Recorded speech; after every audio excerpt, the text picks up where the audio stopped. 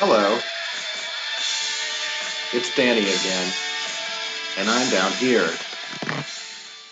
So today I'm going to be reviewing the material that we've been covering for the last couple of weeks. So watch closely. The information I give you in this presentation will become very important for you at our Friday Zoom meeting because the information contained herein will be used in, I hope, a fun game show style activity. So watch the video, watch it a couple times, whatever you need. If you need to go back, all the videos that I discuss in this presentation are still on YouTube. So if you have a link to any of the videos still that you can go into an email or whatnot, perhaps you bookmarked it, but go back in and review any of the ones I talk about here. Might be a good idea if you have the time. So what I'm going to present is really just going to be overviews. I'm going to mention some key information that if you listen, you will do much better on our game on Friday. All right. Project Search UTMC Remote Learning Review Session 2. A look back at the last 2 weeks. We talked about giving and receiving compliments. So one day we concentrated on giving compliments. So there were certain things that we decided would be important when we give compliments. We talked about it's good to give more than you receive. Be free with giving compliments as long as they are appropriate. Don't keep score. In other words, just give people compliments. Don't wait around to hear one for yourself. Be specific, meaning give a compliment to somebody that points out something about them that's positive but also unique to them. Be genuine. People will know if you're being sarcastic or insincere. So when you say your compliment, make sure your tone of voice and your body language are also communicating that you are sincere and genuine. Also, we talked about how important it is to focus on qualities and accomplishments and not on outward appearance. So not on what a person looks like, in other words, but what are qualities that are sort of inner qualities of the person, and what are things that they've actually accomplished, and that's what you focus on. We also talked about what you should do when you receive a compliment. Well, the easiest thing to do, and what you should really do every time, is to say thank you and smile. Those two little things will let the person speaking to you know that you appreciate that they've complimented you. And then another tip is if you get a compliment, if you're complimented about something, an accomplishment that you did as a part of a team with other people, it's nice to say to the person giving you the compliment, oh, how nice of you to say so. I should let you know that my coworkers also work really hard with me on that, and I'll let them know that you appreciate our efforts. Something like that. Okay. We moved on after that to the idea of constructive criticism, which is definitely a key to our learning and our ability to continue to improve in the workplace.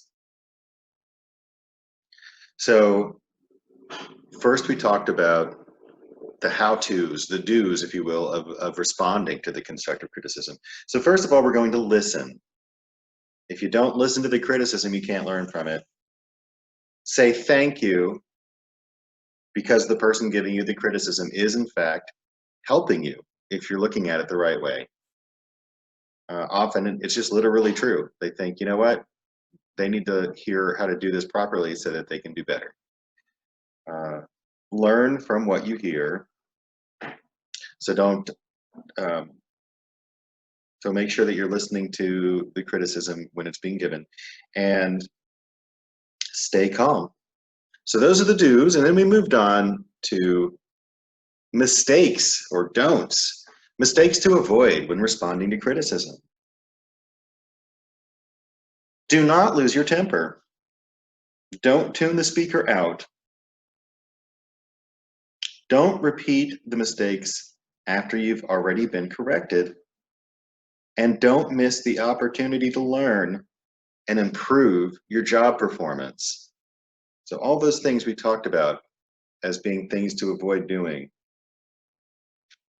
when you get constructive criticism. We also talked about backhanded compliments. If you'll recall, I had some help from Jeannie Matthews, my wife, on this one.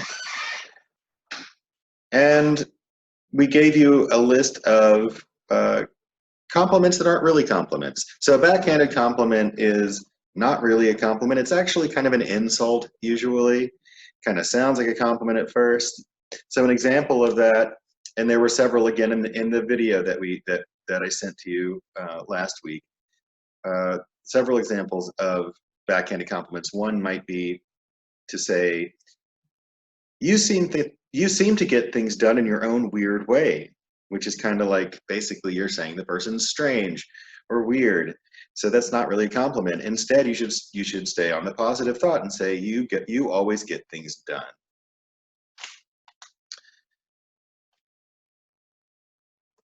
This past Monday, we started talking about the path to a great job. So the path includes some major steps. And the first one was learning skills in a real world work environment, which is what all of you are doing in Project Surge. So learning the skills in an actual business and learning in the classroom as well. In the classroom, of course, focusing on social skills, soft skills, and then out in the rotations in the various departments, that's where you pick up your hard skills, your transferable skills that you can take to workplaces for paying jobs. And then we have job search, which had several steps. You have creating your resume and then searching online in newspapers, going to job fairs. And then you also have to be able to do well at a job interview. And then once you've covered all those things, you will certainly get job offers.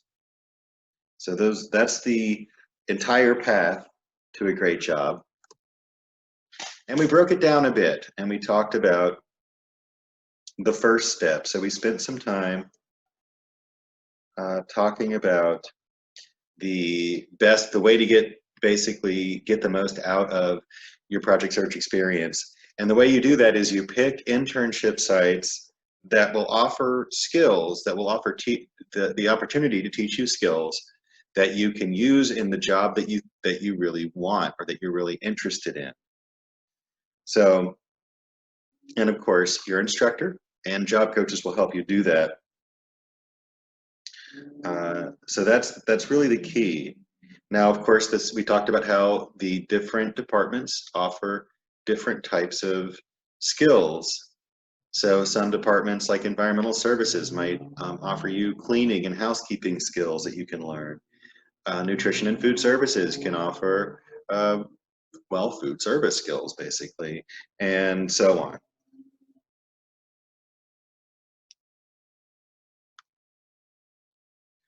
And then most recently, we've been talking about interviews, the job interview, which is extremely important.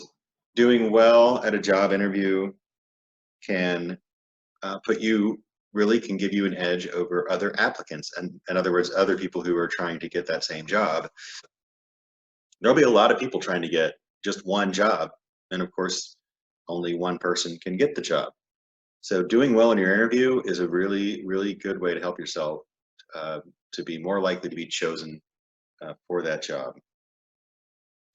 So that's why we practice it. It's so important that we practice it very often. We practice mostly answering the questions. that are frequently asked in interviews.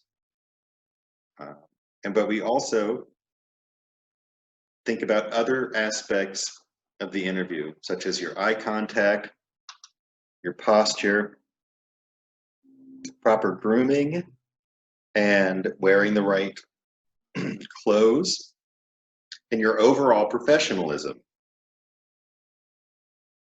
So we talked about all that. You also all practiced answering interview questions. And, well, I hope you remember all of it. It's all very important stuff. Right now, of course, we're all hoping to get back in person to UTMC very, very soon. Don't know when that's going to be yet, but we will still, of course, be in your first step of learning the skills that you need to learn, and then, of course, learning soft skills in the classroom with your peers, with your fellow interns, and your instructor, that's me, and sometimes job coaches.